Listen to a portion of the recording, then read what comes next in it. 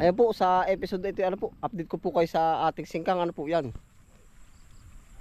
Ito na po yung naging ganap po. At gawa ng ngayon po ay inaantabayan na natin siya. Ay pasalamat po tayo at hindi bumigay po ba yung pagkadilaw na ating sabi ko, 3 days mag-ano talaga to. Yung po kasi ang ano ay ang halaman, kumbaga pag naano siya ng bagyo, posible talaga siyang may mababago po. Ay hindi po naman ganoon yung inaasahan natin yan. Salamat po uli.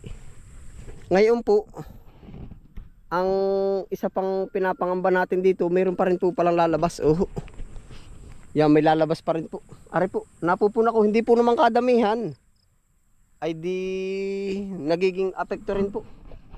Yan, ari po, ang nagiging sakit nung ating apekto rin pa rin ito ng bagyo.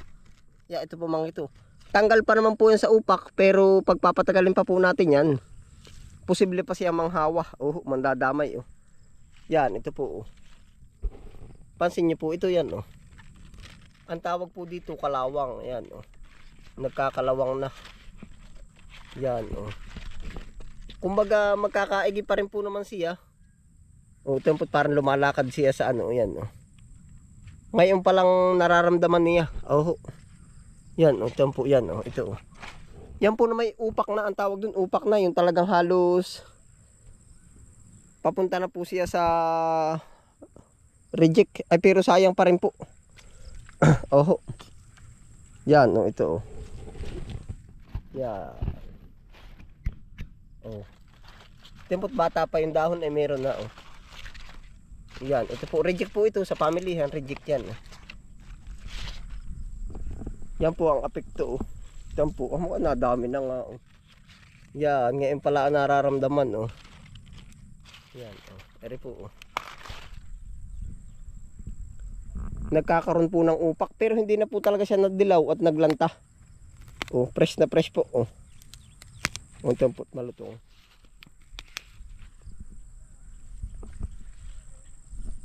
Yan pa.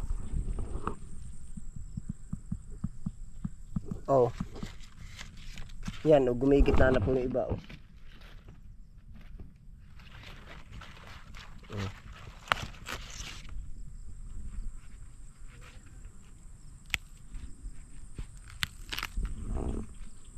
Hindi pa po tayo sa iba. Yun, ito mas marami tong kabilang side. Sunod-sunod. Yan, ito po, ito ang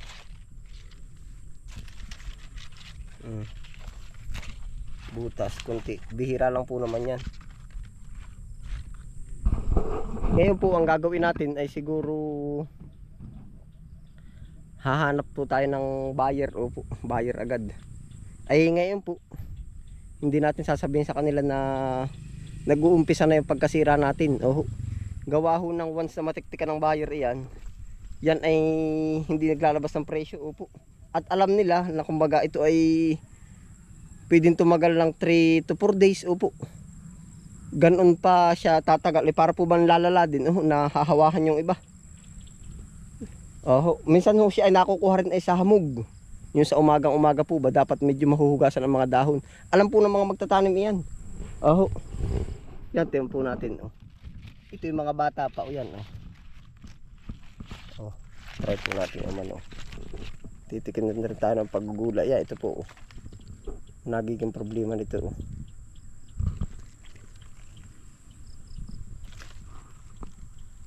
Ating gugulayin na rin ibang may mga tama po. Nakamang hawa pa. Yan. Eri pa. Kaya pag tinanggalan natin ito, marami po, dapat ang matatanggalan po sa dahon natin ay dalawa. Dalawa. Ay dari 3. Magiging 4. Yan po mga reject ay 5. Yun. Ibig sabihin po apekto. Wala po nang problema doon. Buti nga po at yun lang naman. Magugulay pa naman po natin. Magkaka-reject nga lang. Wala pong ano talaga yun. Ngayon nga lang po, ina-update ko kayo, tapos ay mamaya rin siguro hanap tayo ng buyer. Pero huwag tayo magpapakutob sa kanila po. At yan ay pag nakutuban, alam nyo, kagaya ho nung nakaraan, nakutuban na uudi na yun sa atin, na alam nila masisira, talagang nagbabawa sila ng presyo. Kahit alam nila na masisira ng 3 araw, babanat yan ng order ng 5 araw. Kumbaga hindi ko po naman nilalahat ha. Yun ay kumbaga ganun. Kaya ang tawag dito parang naglalaro, pakutuban. Ito po ay. Yan ito. Ay paano ho kung yan ay kumalat pa sa banda-banda diyan. Kukuhain na po natin yung maraming tama. At siya nating silbing ulamin. Yan po.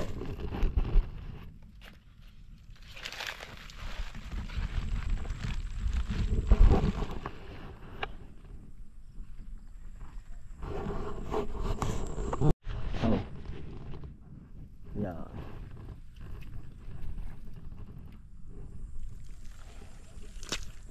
Ito isa Natin dito Yan. Kaya ito po Yan matindi nag-iiba ba siya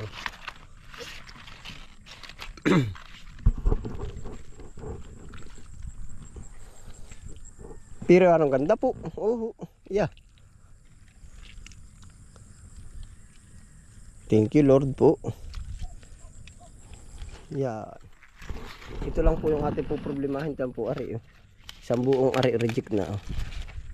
Yan gagana rin po ba ang tekstura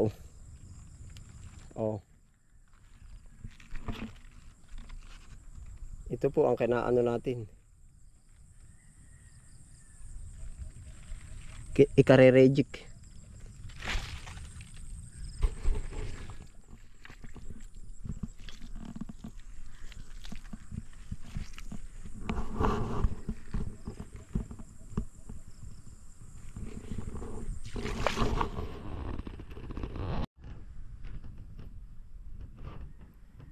Yung puno naman ay dito lang sa ready for harvest yung ganong magiging sira.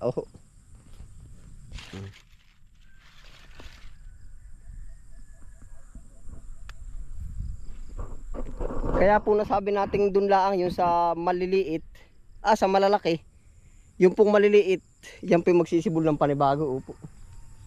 Magsisibol po yan ng panibago. Nga, ito pa po yung iba.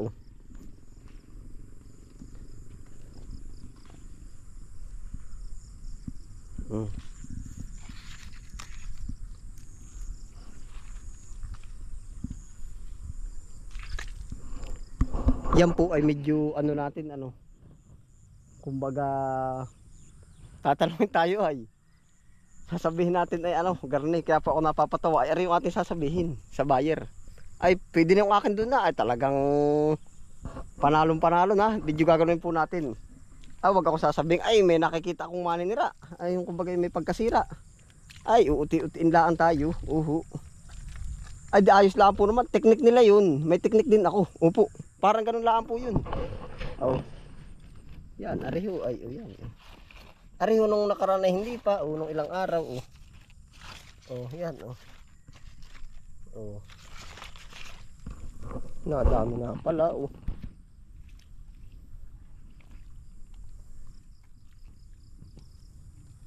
Pero pag sinabi po sa atin ng buyer ay halat mga 5 araw pa at meron pa ako ay kabado po tayo noon. Ay alam na natin yung mangyayari at sasabihin ko ay hahanap muna tayo ng iba. Merong part na ganyan yung magiging transaksyon namin ay. Pag sinabi 5 araw pa kabisprin yari kaligig ako diyan. Wala namang problema ko yun nga po edi isabay natin ang digma. Nadami po ay ari ganari po yun ito ating lilipunin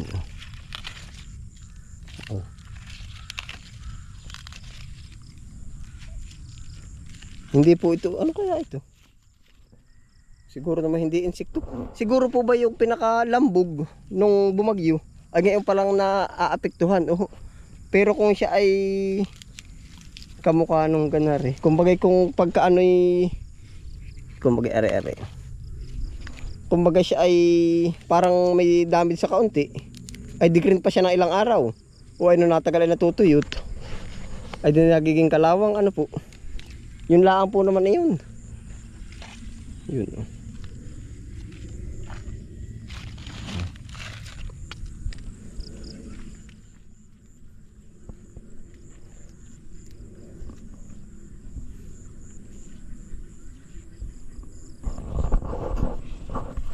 Pero sobrang panalo pa po. Oh. Talaga. Yun pa po yung iba oh. Yan po ay sa malalakalaan natin iniisip aring maliliit. May mga panibagong sibol po tayong ano diyan. May mga bagong panibol na dahon. Wala pong problema yan. Yung may mga bagong panibol. Oho.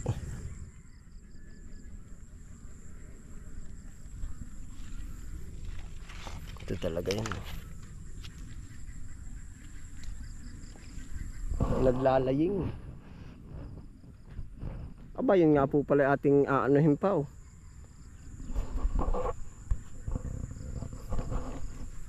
Doon tayo sa banda doon.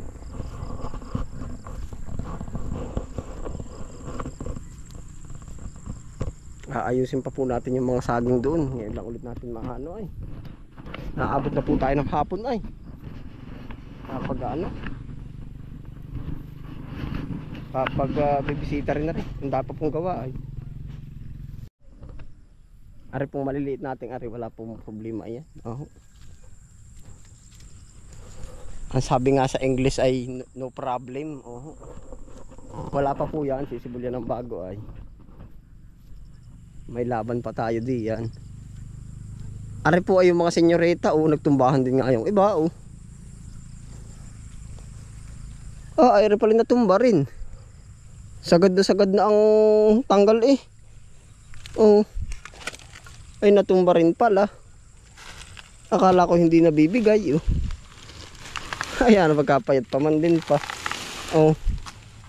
Ay, pasensya ka na. Kaya hindi ko nahahapayin Buo pa naman ang puno.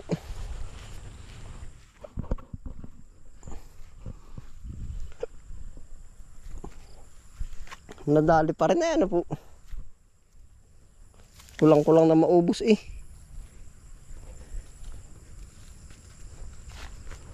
Ari, medyo tatanggalan po natin ang dahon.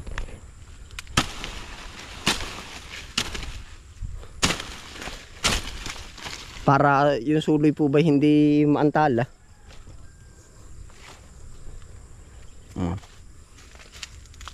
Yeah. Tempot napilit lumabas pagka hindi yan.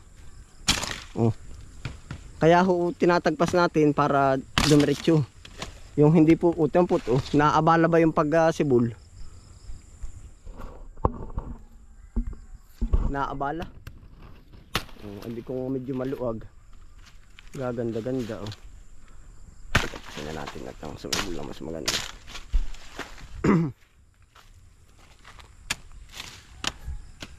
Ariyo, nakaka-recover na Ay, pagkagayan ay ibig sabihin nagpapakita ng good performance.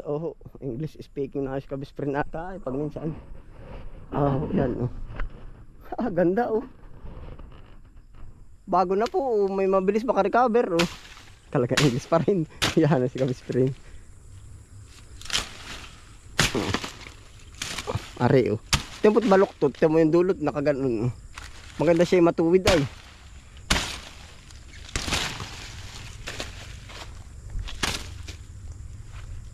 Away, ari bubuklo naman lamog din. Ano kaya papatabain pa? Tataba-tabain po natin ng kaunti. Ari mustasa sangat din mustasa.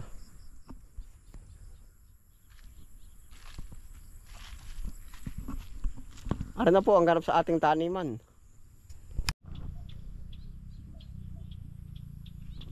Ito po ay yung mga sibuyas naman. Wala pa po tayong papangambahin dito. Tayo po ay pauwi na rin. Basta ngayon po lilibutin ko yung mga buyer. Magbabase pa tayo ng presyo. Siyempre, kumbaga 30 yung iba. Di sasabihin natin maglalabas tayo ng 30. At sabi ko, pwede pa ba kayong pumatong nung iba? Opo. Yun po ang magiging gayak natin ng lakad natin ngayon. Pero ano po, papatulang ko na kahit swerte na natin pag tayo naka 20, 30, 50 kilo na mapa-order. Hanggang bukas babanatan na po natin yan. Sa ano na po natin ibibigyan? Sa mga buyer na, sa mga biyahero. Para mas marami-rami. Alam nyo ho naman, pag mas marami, mas mura naman. Di tumawad sila pag kaya natin ay. Bakit kat hindi? Yung po namin nasa pagkakasundo Basta't kaya po natin. Ay basta lalagra po tayo kaysa sa may masira pa naman po. Yun ang ganang akin po. Basta't yun po. Gigimikan natin ng kaunti. Gigimikan ba? Ayan.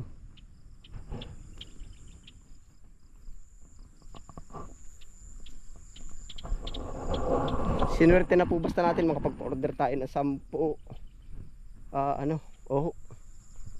Kahit 10 umpisa. Pag po mga 10 lang sa mga tindira lang po yun. Pero pag sa biyahero yan ay 50 up. Sana makabagat tayo ng gayaan.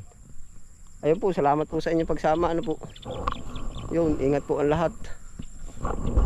Happy lang po. Patahot makauwi. Mas maganda pong magbisita na rin hapon din. Gawa ng nakikita natin yung performance ba nila. Pero nung nakaraan na medyo nadilaw din nga kasi ako alala din ay. Yeah.